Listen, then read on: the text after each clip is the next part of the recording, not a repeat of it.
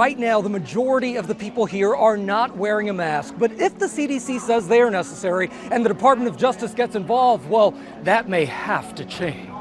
So many travelers across the country tossing the masks. I think it's wonderful. In fact, I'm ecstatic. But now the Department of Justice saying, not so fast, confirming it will appeal a federal judge's ruling to strike down the mask mandate if the CDC believes that mandate is still necessary.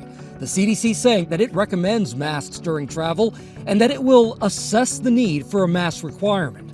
In the meantime, passengers left to weigh the risks. Are you going to wear a mask on the plane, or are you going to keep it off? I'm probably going to keep it off, but just kind of check things out. If someone's coughing, maybe I'll put it on, but otherwise I'll keep it on. All right, so it's situational for you. Right. But there's major confusion, especially in New York. You can fly without a mask in and out of New York's LaGuardia and Kennedy airports, but you'll need to put it on while walking through the airport. They're two of only 3 airports in the country requiring masks, including Philadelphia.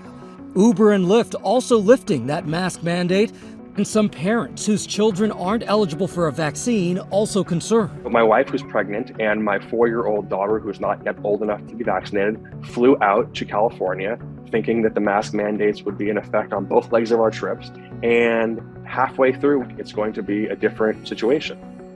The fight for control of the city of Mariupol is still raging. As we understand, there might be civilians in the basement of the steel plant where Ukrainian fighters are mounting their last stand. A new plea from inside the besieged city of Mariupol. Це може бути нашим останнім зверненням. The commander of Ukrainian forces there releasing a video saying they have only days or even hours left and telling the Washington Post, "We will not lay down our weapons." Ukrainian forces are dug in at the Azovstal steel plant, but the city council says over 1,000 civilians are also taking refuge. A far-right paramilitary group with the Ukrainian National Guard shared these images saying they show civilians sheltering in the plant. Russia says civilians aren't there. But this woman says, "We lost our home, we lost our livelihood."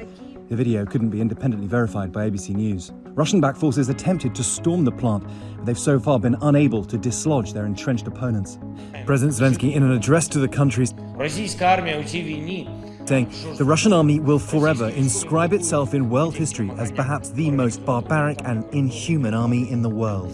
Russia's offensive intensifying across eastern Ukraine. Moscow says this is part of its next phase of the war. A senior US defense official saying the fall of Mariupol and the Donbass are not inevitable and that military aid from the US and others is making its way east, making it into the hands of Ukrainian fighters. Resistance here takes many forms. Vitaly's farm is close to the Russian front, but he plows on. Russians are bombing your farm. Why are you still here? We're fighting on the second front line, he says, the front line of supplying our country with food. Even when the shells come, I will still be working, because that is my duty.